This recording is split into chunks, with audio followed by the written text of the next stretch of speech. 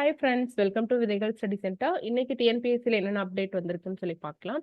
First group 4ல வந்து physical certificate verification கூப்பிட்டுருக்காங்க. Typist போஸ்ட்டுக்காக. அது வந்து வெப்சைட்லேயே வந்து அந்த டீடைல்ஸ் எல்லாம் அப்லோட் பண்ணியிருக்காங்க. அதை நம்ம பார்த்துக்கலாம், செக் பண்ணிக்கலாம். டைப்பிஸ்ட் கவுன்சிலிங் போறவங்க அதை செக் பண்ணிக்கோங்க.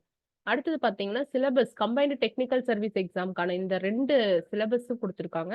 Civil engineering and architecture and town and country development, planning development இந்த 2மே வந்து கொடுத்துருக்காங்க. டிப்ளமோ போஸ்ட்கான சிலபஸும் கொடுத்துருக்காங்க. ஃபைனல் சிலபஸ் அப்படின்னு சொல்லி போட்டிருக்காங்க. அதே மாதிரி பார்த்தீங்கன்னா போஸ்ட் டிப்ளமோ போஸ்ட் டிப்ளமோ 2க்குமே வந்து கொடுத்துருக்காங்க. இதை நம்ம ஒன்ஸ் வந்து செக் பண்ணிக்கலாம். ஓகேங்களா?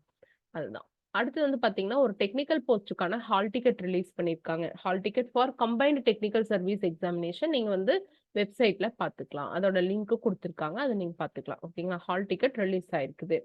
அடுத்தது வந்து பாத்தீங்கன்னா இப்ப குரூப் 4 கவுன்சிலிங் போயிட்டு இருக்கு இல்லையா? ஒரு பதவி தேர்ந்தெடுத்ததுக்கு அப்புறம் மறுபடியும் இன்னொரு பதவிக்கான கலந்தாய்வுல வந்து அனுமதிக்கப்படுவாங்களா அப்படிங்கிற கொஸ்டினுக்கு அனுமதிக்க மாட்டாங்க அப்படின்னு ஆன்சர் பண்ணிருக்காங்க. அவ்வளவுதான். நமக்கு தேவை ஒரு போஸ்ட் எடுத்துட்டதுக்கு அப்புறம் நம்ம மறுபடியும் கவுன்சிலிங் போக போறது இல்ல. சோ இது ஒரு இன்ஸ்ட்ரக்ஷனா கொடுத்துருக்காங்க ஃப்ரெண்ட்ஸ்.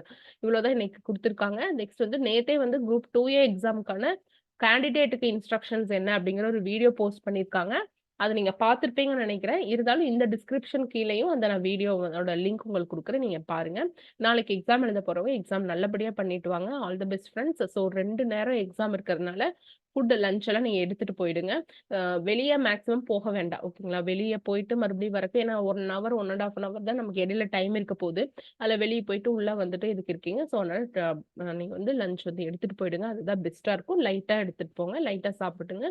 நல்லபடியா எக்ஸாம் எழுதிட்டு வாங்க. ஸ்ட்ரெஸ் ஆகாதீங்க. All the best friends.